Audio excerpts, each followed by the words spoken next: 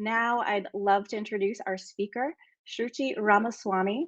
Shruti is TechSoup's Vice President of Strategy and Strategic Relationship.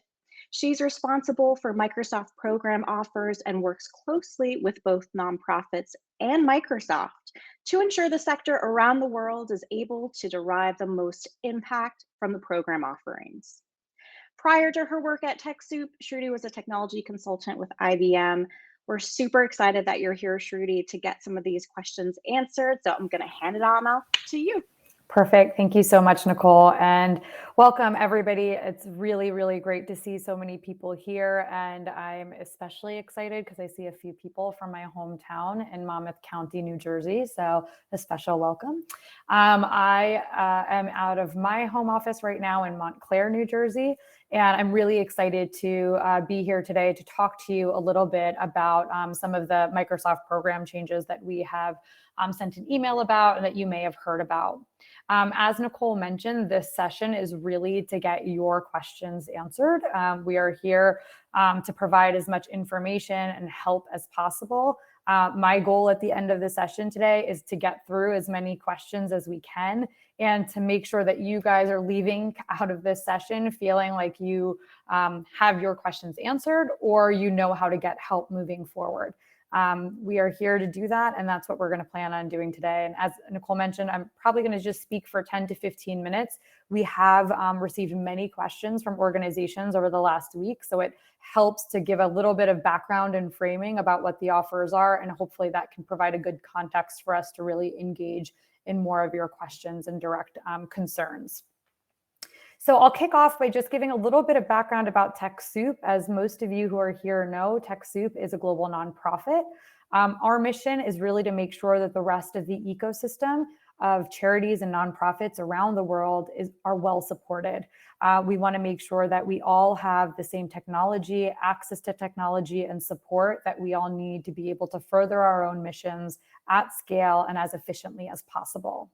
We do that in partnership with over 400 corporations, foundations who work together to bring their offers to the nonprofit sector. And our goal is to really make that process of interacting with all of those organizations and foundations as simple as possible. So we are here to partner with wherever you are in your digital strategy and wherever you are in your digital capacity today. So we can support from your traditional desktop environments to your cloud migration strategies. And we do that through installed software that we can offer, hardware solutions that we offer, as well as cloud software and technical support and services. And we also have a really robust amount of courses, content, educational sessions, such as this one today, that we offer to really make sure that not only do you have access to technology, but your teams, your volunteers, your IT staff all have the ability to get support and education to be able to leverage and use that technology as effectively as possible.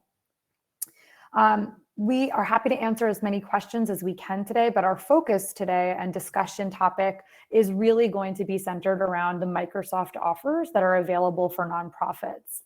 What I'll try to do is give a little bit of overview about all of the different offers that are currently available to nonprofits from Microsoft through TechSoup, and then talk a little bit about specifically what is changing in this program. And I just wanted to note that a lot of the changes that we talked about in the email that may have prompted you to join this discussion don't really come into play or start changing until April. But the goal of our session here and some of this communication is just to make sure that you feel really well prepared for any decisions that your team might need to make in terms of budgeting or in terms of technical planning. And so we hope that this information is really something that you can leverage to be able to make the best decision possible. But we're here to partner with you and support you and help you through that decision-making process as well. So I'll start by just giving a little bit of an overview about some of the licenses that are available for nonprofits. And I will preface this with saying that we are trying as best as possible to make this as simple to understand, but it is a little complex and there's a lot of terms that we use. And so I thought I would start really simple and just with definitions of what we're actually talking about when we say some of the things that we've been saying in our emails and make it easier to understand what's actually changing. So Microsoft provides many offers and many solutions available to nonprofits at both a discounted and donation rates. So the first thing that I'm going to talk about is what's in the gray here, which is our on-premises offer. And when we say on-premises, what we mean by that is the solutions that you might be using that you might have traditionally gone to the volume licensing center for, where you are paying once and you are getting access to a solution like Office Standard, where you are downloading that product from the volume licensing center and downloading it to a specific device that you have. So either a laptop, a desktop, or accessing it on a server. And then you own that license moving forward. So you can choose to upgrade if you want later, but you have that license and it's now in your kind of possession to use that. Typically, these on-premises licenses will have free patches available, updates that are available between versions, but it's usually dependent on you actually going and making sure you're keeping up to date and actually updating your solutions. There are full version releases that typically happen every couple of years. We're actually just in a position, and many of you might know that Microsoft recently just released the Office 2021 version. So there are typically releases that happen, but this is something that we kind of refer to under the on-premises kind of category. On-premises offers are also available in two different kind of categories. The first one is donation. And so these are product sets that are typically fully donated by Microsoft. There are still administrative fees that go to TechSoup to help support our operational sustainability and make sure we can provide the support services and solutions like this to be able to support you. But those products are typically capped at about 50 licenses per product group. And they are also usually just standard products. So Office Standard versus Office Premium. They actually have, or Office Professional, excuse me. So it's a smaller set of products that are available, but they still have about 25 or so products that are in that catalog of offerings. Those donation offers also include software assurance. Software assurance is a benefit that comes with these licenses that allows you to have a 2-year period. So if there are new versions that come out, that you can get a free upgrade for that period of 2 years when you first purchase. So that's what we really mean by donated on-premises licenses. It's kind of that particular group of products. There are also products that are in the on-premises kind of download world that are also discounted. And so those products typically have a larger set of products that are available. They include the premium, the professional level products, as well as the standard products. They do not have a quantity restriction. So if you want to get 150 licenses, that's no problem. You can do that. And there's a little bit more choice and flexibility whether or not you want software assurance or not. And typically organizations might choose not to get the software assurance because it does add cost to it. So if you're looking and you're a little bit more price sensitive, you can get just the licenses only, which will bring down the cost of it as well. So that is all what we kind of refer to as on-premises solutions. Microsoft also offers cloud solutions. And so I wanted to talk a little bit about what those solutions are and what that means and how that's a little bit different than the on-premises solutions. The cloud solutions that Microsoft offers are really subscription offers. They are something that you can renew annually. It is a opportunity to subscribe to a product set. And so with that subscription, you're not necessarily taking that same ownership of the license like you did in the VLSC. There may still be downloadable desktop applications that you can use from that subscription. So you can still have offline capabilities and you can still have things that are on your desktop. But the goal is that that's really a subscription product that's continually updated. So you don't have to update your version of Office. That's always continually updated when you're on that subscription. So if there are new features that come out, if there are new product solutions that come out, if there are new security patches that come out, that's going to be directly updated into your license. That does require a stable internet connection to make sure that you get those updates, to make sure that you're syncing, and for those features where you want collaboration or live collaboration online. So it doesn't necessarily mean you have to use everything that is online, but for you to get some of those features and the kind of robust features that are available in cloud solutions, you would probably want the internet connection there. So Microsoft offers these cloud subscriptions at both donation and discounted rates. And there are many different subscription types and different licenses that are available to organizations. And I'm happy to walk through those in more details. But typically what you will see is that much of the functionality that we have in the on-premises solution is available in the cloud subscriptions as well. Like I mentioned, it includes some of the desktop applications, things that you can download. And one of the great things is that you can mix and match these solutions. So when you have like a big volunteer activity, or you have seasonal kind of nonprofits where you do summer events or activities, and you really only need the licenses for certain periods of time, you can turn on the licenses on and off as you need it.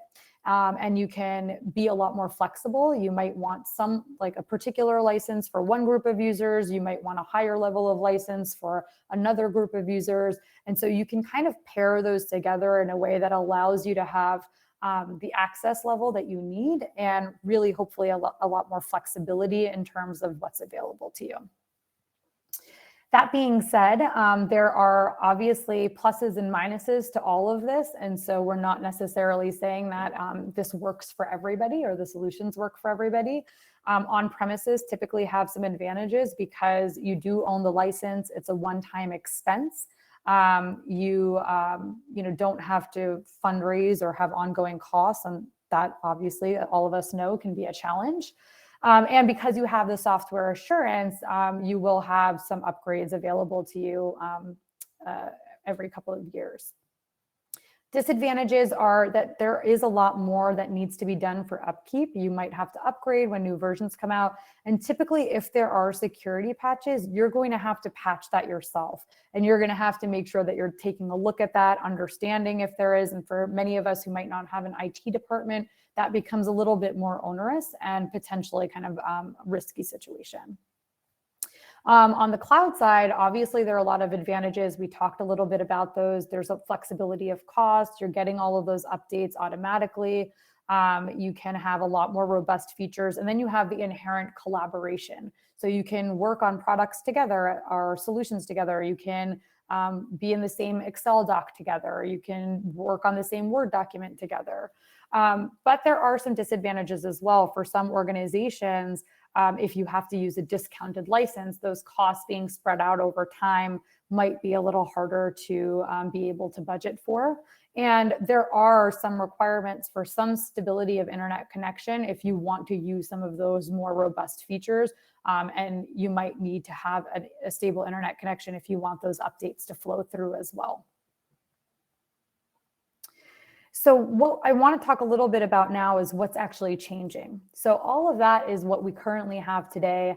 And for the most part, that all remains to be true. But there are a few things that we want to highlight for your planning purposes to understand what will be changing and what might be an implication for your organization. So after April 4th, Microsoft is going to be limiting that on-premises solution, that gray box that we had talked about before, to only discounted licenses. So all of the products that you currently get will still be available to you, but they will only be available at the 60 to 75% discount rate. There will be a few exceptions to that. One of them would be the Windows Pro, which is your operating system. That will still be available at a donation, as a donation. There will also be some server licenses that are available, but only for those markets and those organizations that might have branches that are working in areas that do not have Azure. And once we send out this deck, you can look at that and see if Azure is available in any of the countries that you might be operating in. And the last one is for public access computers. So there are many of our nonprofits and organizations that have training center or education centers where they have one computer that many people are using. And typically for those, the user-based licenses of cloud solutions don't really work well. So for those organizations particularly, there will be some donation SKUs available or donation products available so that organizations can take advantage of that. What is not changing are the cloud donations. Everything that is available today as a donation offer for cloud licenses will still remain available. And as I mentioned before, a lot of the functionality that are in the on-premises licenses are also available in some of these cloud subscriptions as well. Just to be a little bit more clear about what's changing, it's again, all of the products remain the same. It's just what we see here as the donation and on-premises goes really to a discounted offer. And to provide a little example about what we mean by that and how that really might impact you, some of the most popular products that we offer and that nonprofits have really requested from us are Windows, Office Standard, and the Windows Server Standard products. And those are examples of on-premises offers. Right now, they're available, as you can see in these kind of colored areas, as a donation offer. So they have that 50 license limit, but they have a small administrative fee. All of these licenses that are here today are also available as a discount, which you see underneath. And you can see a lot of the functionality, particularly with Office Standard and Windows Server Standard, are already included in the Microsoft 365 Business Premium license, which is actually a cloud subscription. This subscription includes Office application. It allows you to download those applications to your desktop so that you don't have to necessarily have an internet connection to be able to use it. It also comes with a lot of the other functionality that a lot of people want the cloud subscriptions for, including Teams, SharePoint, OneDrive, OneNote, I use a lot. But it also includes a lot of security features and things that we currently see in Windows Server and allows you a lot more administrative functions. What's changing on April 4th is where you see these donation offers, you'll actually see that move into a discounted offer space. Again, all of that's still available in the cloud licenses and all of it is still available as a discount as well. But there are some price implications, which is really why we want to make sure that everybody feels comfortable and aware of what these changes are so you feel like you can make the right decisions for your organization.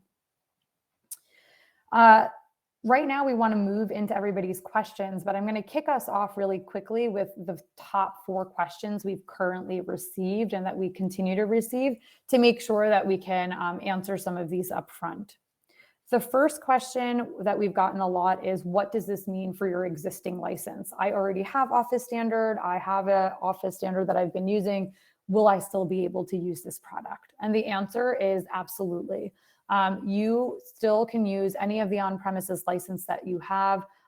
This change really impacts what you can newly request moving forward, but it does not change any of the current licenses that you have. You will still be able to use those. And for the on-premises licenses, you already own those. So that is up, up to you when you want to change or upgrade. The same is true for the cloud licenses. If you are on a cloud subscription already, you might be on an E1 license, an E2 license, a Microsoft Business Premium license. Nothing is going to be changing in terms of the cloud functionality that you already have. The third question that we get a lot is, what if you don't have dependable internet connectivity? And this one I can completely understand. And there are many nonprofits who do not have great internet connectivity here in the US, in rural communities, or even abroad as well. And I wanted to just clearly state again that on-premises solutions will still be available, but they will only be available as a discount. And also note that a lot of the cloud subscriptions do come with downloadable applications. So you can still get that offline capability and function. And when you do have internet connectivity, you'd be able to upgrade and get some of those syncs and use some of the collaboration features, but it's not required for you to use some of the products. The last one I wanted to talk a little bit about is how are libraries impacted? And this is something that's really near and dear to many of our hearts because TechSoup has a large and long-standing TechSoup for Libraries program. And typically what we have been able to do in the TechSoup for Libraries program has been to offer solutions, Microsoft solutions, just for public access computers. And that has included, the same products that we have, but really for those computers that are being used for the people that are coming into your libraries. We are still working on how we can make sure that that will continue to operate. There are a few fulfillment changes that Microsoft is making, and many of you in the library system know that there are also educational offers that are available to libraries. We are working with the Microsoft education team right now to see how we can extend the same benefits for the public access computers as some of these changes roll out. And we are hoping to have more information about that in the next few weeks. And we're working hard to make sure that we can get those offers through TechSoup and that you can get the same benefits that you currently have today, if not better. So I will pause there, and I know Nicole's here ready to help me answer everybody's questions. So I'm excited to do so. Yeah, I just want to acknowledge everyone asking lots of great questions. Thank you so much. I also see that we've got some upvotes, so continue to give a thumbs up to the questions that you would like to see answered, and that helps us to prioritize. Since we do have so many questions, we do want to get to as many of them as possible. So let's start with this one, Shruti, on just overall. I know you talked here, some top questions being around license restrictions and usage, and how to find how many licenses you have. So let's take some questions. We'll kind of focus in on this area. We've got several questions from audience members on this, starting with a question from Joseph. Joseph says, our 501c3 nonprofit has many part-time and volunteer staff members, and Microsoft perpetual licenses have been a cost-effective IT strategy. But with the end of the Microsoft nonprofit perpetual licensing in April of next year, he's afraid that paying for these subscriptions per user per month will not be affordable for us. So it's more of a comment rather than a question, but we got a lot of upvotes on that. So would love to hear your response. Yeah, thanks for asking that question, Joseph. And I think it is an important one. One thing I wanted to show here were some of the cloud offers that are available, because some of these are available as a donation. So I just want to call these out and make sure that you're aware that there are some opportunities here for, I think, some, budget-friendly options that are in the cloud subscriptions as well. The first one that I would just call is the Microsoft 365 Business Premium license. That's at the bottom. This is, I think, one of the most robust offers because it comes with those downloadable desktop applications as well, and it comes with a lot of security. These are completely free for the first 10 users. And so obviously we know some people have much more than 10 users. And so it's available at a discount of $5 per license per month after that. But I can understand that some people don't have the budget for that. So there's two other ones that I would highlight. The first one is the Microsoft 365 Business Basic license. That's completely free for up to 300 users. But I just want to note that this is only cloud applications, so it does not include the desktop applications. So I think particularly, Joseph, for your situation, it might be something that you would want some of the downloadable desktop applications for as well. And then I would point you to this Microsoft 365 Business Standard. This includes the cloud services as well as the desktop solutions, and these are available at $3 a license a month. So it's a pretty significant discount from the commercial rates, and hopefully it can be cost effective, but we completely understand that there might be some price limitations or cost limitations to that. I think there are a lot of offerings where you can pick and choose, so you can make the most of the donated offerings that are available. And for those licenses that you need, particularly with volunteers, one thing I would just state is that you can get the licenses for when you need it. And when you're not using it, you don't have to have it. So you can disable those licenses. And I think that can be really helpful in ways to manage cost. But obviously that's there's a cost of managing that in general. So I understand that. So there are, other solutions that are available, and I'm happy to talk a little bit more about those as well if we need to. Great. And I did see a lot of questions too about pricing. This slide is super helpful in laying that out, and a reminder to everyone that we are sharing the link to this recording in a follow-up email within the next couple days tops, if not sooner. It'll also include a link to the slides, so you'll get to revisit all of this information up close and personal, and make sure you're comfortable. And on that note, before we continue with some other licensing questions, we have this question from Michelle about if we can schedule an appointment to discuss our individual needs to determine the best way to proceed. Absolutely. And thank you for that question. There's two options here. If you're just wanting questions and we don't get to it today, there's an opportunity here on every slide in this slide deck. I've tried to put reach us at TechSoup.org. So feel free to reach us.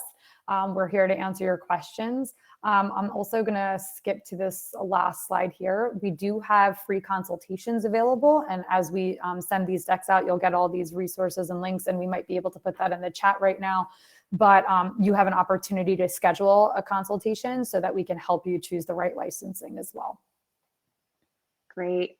Great. And maybe if you can go back to that slide Sure. on 365, actually, let's see, there are just some more clarification questions. Saw this come up from a couple individuals, but just wanting to know if the business standard license is still going to be $3 per license per month after April 2022. Correct. None of these prices are changing. So the only changes on April 4th are going to be to those on-premises licensing. So these pricing should remain stable. Excellent. Great. Okay, let's go on to this next question. We have this question from Michael, who says, who used to be able to access our Microsoft Volume licensing page to retrieve product keys. Oh, wondering if that site is now shut down, and if so, how can we retrieve the product keys that we have already purchased? That site is still live, so you are still able to go to the Volume Licensing Center to be able to access any previously purchased products that you have that you might not have downloaded yet. You can still go to the Volume Licensing Center and get that. There are a couple of things that I think they've updated in the Volume Licensing Center, including the logins and things like that, but you should be able to access your licenses through there. Excellent. We have this question from Stephen. Can you get a combination of basic and premium licenses? Yes, absolutely. TechSoup is a really good example of that. We have I think 4, 5, 6 different license types that we use across our group. So typically our IT team has a much higher level of licenses than some of our other team members who just really need some of the basic applications. If we have volunteers or interns, we might have them at different licenses. So you can absolutely pick and choose based off of the user profile and what they might need. Excellent. And here, another question on licensing. This one is from Danita. Danita would like to know, do you have a step-by-step instruction guide that you can send us on how to check to see if our organization's at 80% level for us to keep each of our donated licenses? So I think the big thing here is just understanding what licenses. Yes. Yes, and we have all these slides that we've kind of assumed we were going to get some questions on. So I'm glad that you asked that question, Danita. Some of you may or may not be aware, but many of you who are on some of these donation licenses today are probably aware that Microsoft does require a look at the utilization of the licenses. So they're looking to say if you have a donation product that you've assigned to your users, they want to make sure that you're actually using those. Otherwise, they'll deploy it to other people to make sure that they can serve as many organizations as possible. So part of that is making sure that at least 85% of the people that have assigned licenses are actually using those licenses. And there are steps in order to be able to figure out are you meeting that requirement or not? It sounds easy, but you actually can go to your Office 365 or Microsoft 365 administrative portal, and there are reports and dashboards that you can leverage to look at your users and understand their utilization. I'm happy to provide one of our team members here, Kevin Mulhall, put together a great video showing exactly how to do that. So we'll share that resource so that you can take a look at that. And we're actually in the process of creating a guide for that as well, because we know it's a little bit complex. So we'll get that out to you as well. Fantastic. Let's see here. And I think this is along the same line here, or similar thread. This question from Virus: we're a startup that's gradually increasing its hiring in the next 12 months. How do we save our 365 licenses from being taken back from lack of use for future hires? So a simple way is, if people are not using it, you can just unassign the license. You can unassign the user from the license. So that 85% is only for those licenses that are assigned to a specific user. If you have requested licenses that you don't really need right now, or that people are not necessarily using right now, go ahead and unassign a user from them. You can still have those licenses, but if they're not assigned to a user, they're not going to be tracked against that utilization requirement. So that's kind of a simple way to make sure that you're managing that. Excellent. Excellent. We've got a lot of individuals from libraries and other organizations that are using publicly shared computers. We're going to get to those bunch of questions in just a moment here, but want to get to this question. I've seen it pop up a couple times now, but this one specifically from Cynthia: can I transfer software I've purchased to a new computer without having to buy it again? So this is also one of those disadvantages, I think, a little bit in some of the on-premises licenses. So once you kind of download that license, you have to get another license if you want, or if you have a different device that you need that license on. If you are using a cloud license, you can actually use that same license on up to 5 different devices. So it kind of depends on which one you have. So if you have a cloud subscription, you can use that on up to 5 devices. If it's an on-premises license that has not already been installed, you can do it. But if it's already installed, you will have to get another license. Great, thanks, Shruti. Let's see here. Let's move now into some of these more library related questions Sure. that we have. So I think you've covered a lot of this, but I think it warrants just, Yeah. additional clarification and emphasis. Question here from Kurt about on-premise licenses to Microsoft Office, Windows, and Windows Server. Will it still be available to public libraries, since we have computer labs, training centers, public access computers? So we are still working on exactly what that will look like for libraries particularly. And the real reason why libraries are a little different is because libraries are one of the only groups that are also eligible for education pricing and for education offers directly from Microsoft. And Microsoft has a suite of education offers that have really great discounts and donations of, I think it's just discounts, actually, discounts available to libraries. And typically TechSoup has only served nonprofit, and for a while libraries were served under that.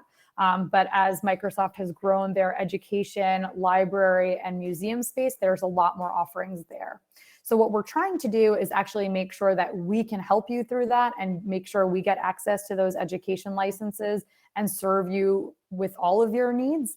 And what we're doing right now is working with the Microsoft education team to make sure that we can bring those offers to you. We don't have exactly how it's going to work yet. We 100% understand the need for public access computers and that they are different, and that a lot of the cloud solutions that are available will not work for public access computers. And so we've been really advocating and working hard with the Microsoft education team to figure out how do we make sure that libraries still have public access computers available to them, or software for their public access computers. We know, for example, that some of the on-premises solutions can still be available. We're still just figuring out how do we make sure that there's not a huge price impact, and that you guys are still able to get that at an affordable rate. So if you have feedback, we are working directly with the Microsoft education team right now. We are really looking forward to advocating for what you need there. And we're hoping to get more information in the next few weeks. Great. We'll continue with some more library related questions, but just want to remind everyone that we are recording this webinar and we'll be sharing the deck that you saw previously that Shruti presented on, in addition to the recording and any resources that we're sharing via email within the next few days, if not sooner. Anything that you might have missed here. And keep your questions coming, keep reviewing some of the questions that are in here, and give a nice thumbs up to any of those that you would like to see answered if they haven't been answered already, as I'll be keeping an eye on those to prioritize.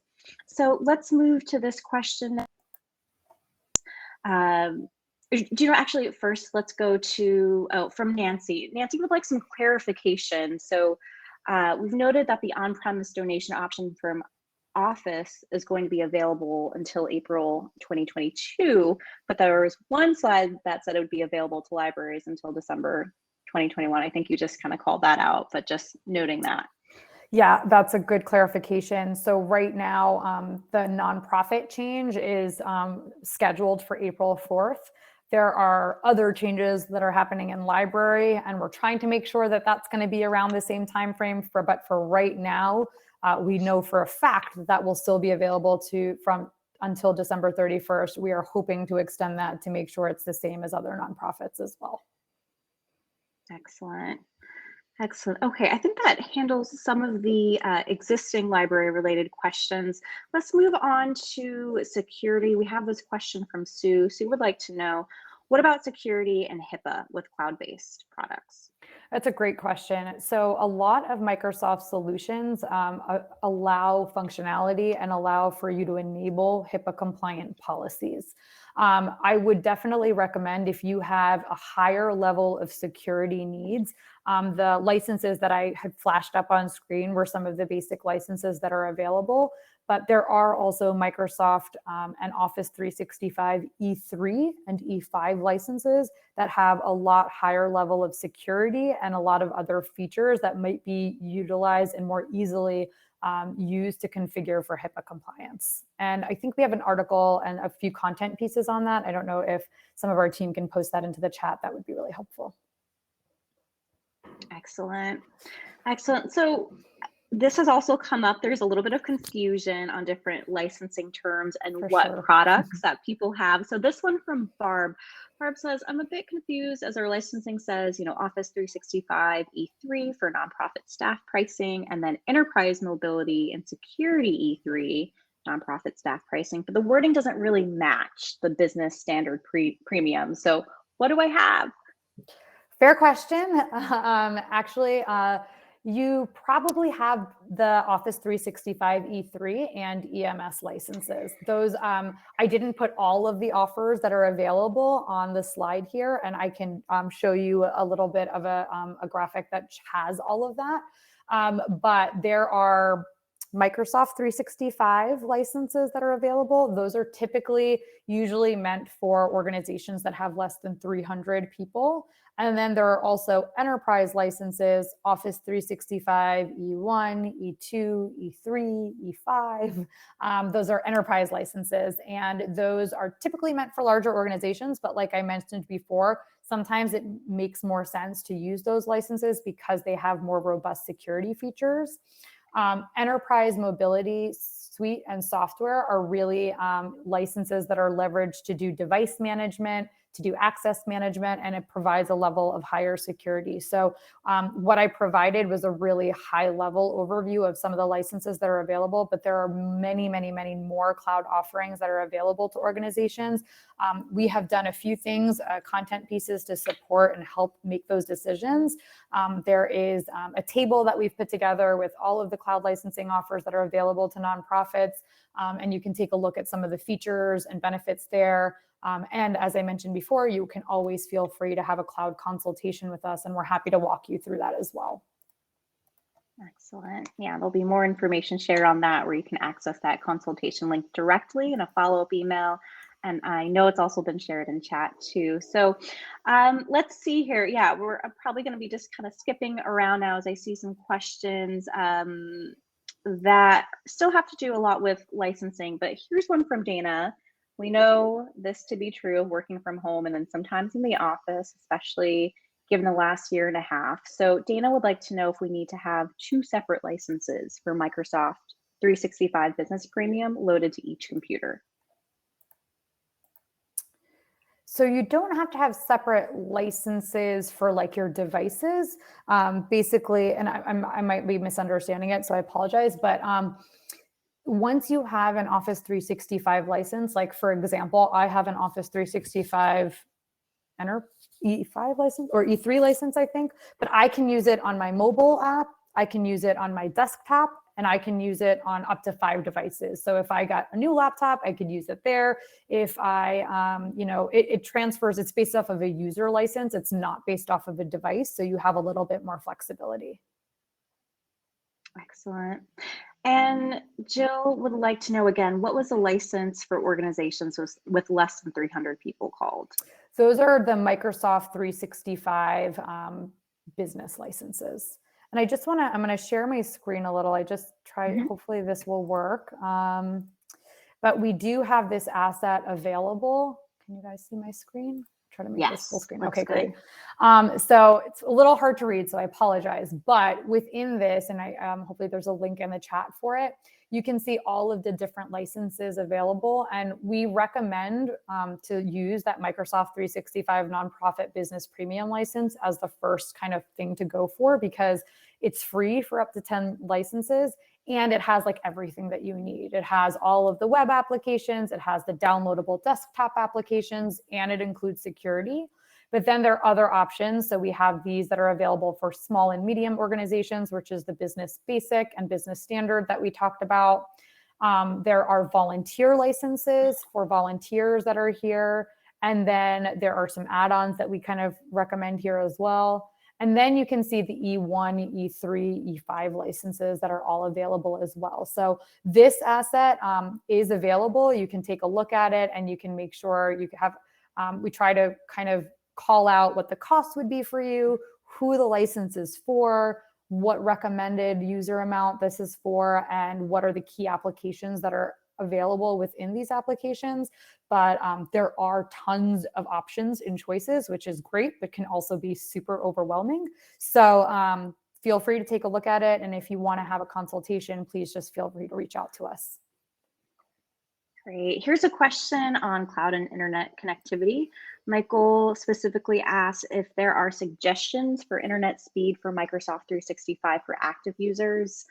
And he's been using it at 40 Mbps. I'm like totally blanking, megabits per second. You got it. And yes. And the lag compared with a local server is noticeable. So I don't know if you have any suggestions up front on recommended internet speed. That is a really good question. I don't have anything off the top of my head, but I'm happy to come back to you on that. I would also just state that if you have a license that allows you to download the applications, it's really helpful to do it. Teams has a desktop application, Windows, Excel, PowerPoint, Word, they all have desktop applications that you can use. And I find that like using them on my desktop speeds that up and increases the performance a lot. Obviously depends on your hardware and things like that. So if you're using like a Chromebook, or if you're using just like a device that is just for internet access, it might be a little bit different, but I'm happy to look into that more. I'm sorry, I don't know that off the top of my head. Great, yeah, and I've made a note of that Great, to check in on. Yeah, so then we've got some questions on Office here. One question from Bill about if any version of Office 2022 will be offered by TechSoup. So right now, if you download Office Standard, or if you request Office Standard, you will actually be getting the newest version, or you can choose to get the newest version from the Volume Licensing Center, which will be Office 2021. That just came out last week. That is available. So if you want that, you can get that. I don't know if they're doing an Office 2022, but they just came out with 2021. So I think that's your best bet. Right on. Great. Let's see here. I don't think we've addressed this question from Alan, similar on Office. Would it work to get Office 2019 now via the donation from Microsoft and then upgrade it to 2021, which you mentioned just came out using the software assurance program after April 4th? So would it work to get Office 2019 now and then upgrade it after April 4th? Yes. So what happens is what you get access to right now is if you want to request something today up till April 4th, you can go in and request Office Standard. And now when you go to the VLSC, you get to choose which version you want to download. And if you chose the 2019 version, you can also just start with the 2021 version. But if you chose the 2019 version, for the 2-year period of your software assurance, you can upgrade that. So that would be available to you. So you could do that. But like I mentioned, you can go ahead and request the 2021 if you're available and you're ready for that now. Excellent. And then revisiting a question here on internet connectivity from Mhm. Ida. For cloud-based licenses, when I'm in a location that doesn't have internet service, will I not be able to use Microsoft Office software? So I think just a little Depends on the reminder. license. Yeah, it depends on the Hmm. license. So there are a few licenses that include desktop applications, and that you can download it and it totally doesn't require internet. That's the Microsoft 365 Business Premium license, which is available as a complete donation. There are also two other donated licenses or discounted licenses, sorry, that include that. The first one is the Microsoft, let me put up that screen again, sorry. The Microsoft 365 Business Standard license, that's available for $3 per user. And then there's also a Microsoft 365 Enterprise Apps license, which is only the downloadable thing. So if you just want the downloadable licenses, you can use that. So it depends. If you're using something like an E1 or this business basic license that are only cloud services, then you will need internet connection. There are some offline capabilities, but it's a little harder to manage. I would say if you're really looking for things where you have consistently no internet access, you would probably want those solutions that have desktop applications that you can use with or without an internet access. Excellent. I want to get into some questions. I think we're doing okay on time. I got a question here from Cynthia, but want to make sure we get to some other questions around Azure. Mhm. But first, from Cynthia, Cynthia would like to know if you can disable or hide features that you don't like or use. For an example, she gets a pop-up about Teams when she logs on, but Mm. as she's the only employee, does not need Teams. Got So it. Yes, I think there are ways that you can enable or disable notifications that come up. Cynthia, if you send us an email, I think we can help you walk you through like how to do that. perfect. Great. All right. So let's move into some questions on Azure here. This question from D, we'd love to set up a simple Azure virtual desktop Windows 10 machine for remote access, but it's been a bit like drinking from a fire hose to learn how to do this. Can Totally. you help? Yes, I probably can't help on this call, but we definitely have resources to help.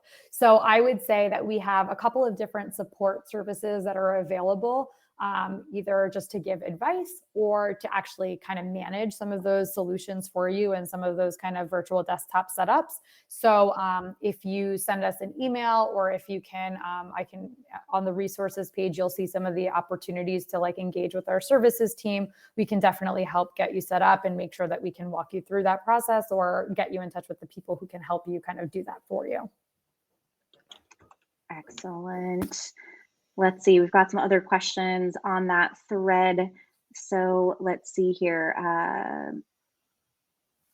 Let me just make sure we did not cover this. Yes, from Mary, we're using Office 365 with MS Access, and Access is downloaded and set up for multiple users. What's going to be the Microsoft product that replaces Access? We'd like a cloud version for multiple users, ideally. Really good question. So it depends on how. So right now, Access is still available, even if you have a cloud license. Hold on, let me go back to that page. So you can see Access is still here in the Business Premium and Business Standard, but it's only the PC version. It's a desktop version that's included for Access. It's not this collaborative tool. So I think more and more people will be using some of the Azure services that are available to be able to use kind of shared database systems within Azure itself. So if there are some things that you're specifically trying to do or looking to recreate in a more collaborative way, I would definitely suggest that you send us a note or engage us, and we can put you in touch with the right kind of team that can help you in setting up and maybe thinking about moving to Azure for some of those database solutions. Because right now, even the Access solutions that are available in the cloud subscriptions are for PC use only and are downloadable. Great, great. And I'm going to ask this question too. I think it's specific, but just in case other organizations who are on the line today have also experienced this, I want to ask this question from Matthew. Mm-hmm. Matthew said, we had access to VLSC for the past 15 years with TechSoup, but last week all of our admins were locked out. Do you know what might have occurred, or asked us to create an account using Azure Active Directory instead? So it's a little specific. So it is, but I do think there is something that is helpful that hopefully can help with.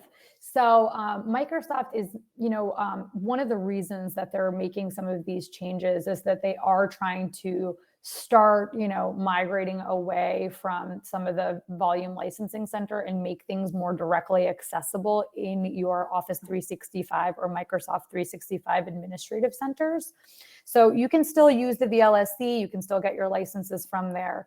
But as they're making the move to make sure that people can get all of this from their one admin center, part of that is making sure that you have a work account that's set up so that you can get those licenses. So I think one of the changes that the VLSC has made recently is to ask organizations to set up a work account in order to go into the site. And so if you had set up before and you didn't have basically an account that was set up and created with Microsoft, like a Microsoft account, so you might have been using like shruti@gmail.com or something, then they're asking you to create new logins. They still map to your existing users, but they're asking you to create new logins so that they can at some point integrate that all into one experience so that you would be also able to get those licenses from your admin center. If you're still having problems with that, you can call VLSC. There's a number there that they should be able to support you through that. And I know that's been a challenge for people. And if you still have any questions, feel free to reach out to us and we can try to help as much as possible. But I think that's probably what's happening, is that the VLSC is making some work account changes, and that's causing a little bit of issue. Thank you. All right, this question from Nora. Nora says, I have the 365 Premium license for a small 15 people organization, and we haven't had any problems. We love it. My question is, besides the Office regular programs such as Word, Excel, PowerPoint, what are some other programs and other benefits from this package? This is like my favorite question, so thank you for asking. There are so many other things in Office, and I get like really excited about it because typically people just use the PowerPoint, Excel, the things that you really need, but there are so many other things that are included in an Office 365 subscription. That include things like To-Do, like a task list that you can use. They include solutions like Sway, which is like ways that you can create better annual reports or like visualizations for things. And so if I can just show you really quickly, this is going to be my personal one, so excuse me, but I'll just really quickly show you what this really looks like. If you go, I'm going to share my screen, so apologies if there's something weird that shows up. But over here, you can kind of see all of the applications that are available to you. And if you go to all apps, and this is just going to office.com, and you can just log in, and if you're signed into yourself, you can see all of the other applications that are available, which include OneNote, Calendar, Sway, which I just talked about to create reports, forms in which you can actually like create forms, like intake forms that you might have for people who are volunteering. You can create forms for surveys. You can also have OneDrive. And one thing that's also included in here is that's not on this screen right now, but it's called Bookings, which has been really helpful because we use Bookings. So if you schedule a cloud consultation with us, we will use Bookings to do it. But we found it to be super useful for people who are scheduling consultations or like services for family counseling or things like that, or if you need to set up an appointment with somebody. So all of these solutions are already in your Office 365 package. You're literally, using it. You have access to it now if you have these licenses. So I would just dig around a bit. There's so many things in here that you could be using and that are, essentially you're already paying for or you already have subscription for. So a lot in there. Great. Thanks, Shruti. How are we feeling on timing? I know we're almost at the top of the hour. Are we? Okay. If you could just leave 2 minutes because I just want to go through our resources, but if we probably have another time for one question or so. Yeah, let's take one more question here. Let's see here. I know there's a lot of good questions. Thank you to everyone trying to follow the ones with upvotes and bucket them in a way where we get as many of them answered. So Let's see here. I think this question has come up in a couple versions here. So Arlene, uh, Arlene has a revolving volunteer staff, and with donated licenses and having to go through these Microsoft program changes, like how can we bypass individual sign-in if that's an option? Yeah, it's a great question, and we're happy to help a little bit more if this isn't like if this is too general an answer for this. But what I would suggest is Microsoft does make available some volunteer licenses, and typically they are licenses that provide what most volunteers probably need, like email access to certain Office applications. But they do that, and it's also like that flexible thing. So you can actually assign it to different users. You can take those licenses, take them offline when you don't need them, disable it when you don't need them, enable it when you do need it.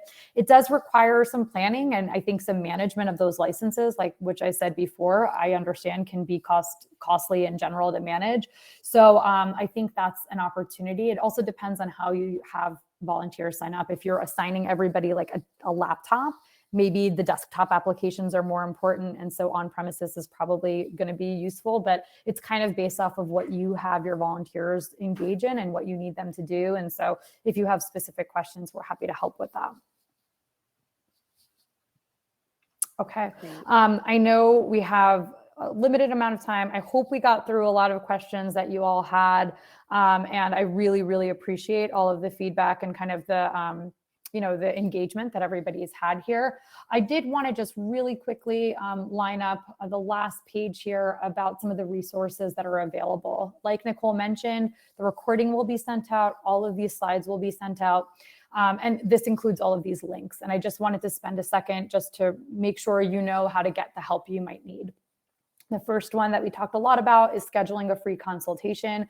If you have questions, you want to think about what license should I use, or am I ready to move to the cloud, or what can I do? Please go ahead and schedule a consultation. We have team members who are happy to help you through that. I also wanted to note that we have a digital skill center, which is courses that are fully for nonprofits. They've been contextualized for nonprofits, volunteers, and staff. They are meant for people who are on the job and who need certain things to be useful. And so it is really a helpful resource if you want to learn how to get more out of the solutions you might already have access to. We also have a digital assessment tool, which is a great free resource available for you to be able to look at and assess the current state of where you are technology-wise and start creating a plan for your own technology adoption solution moving forward.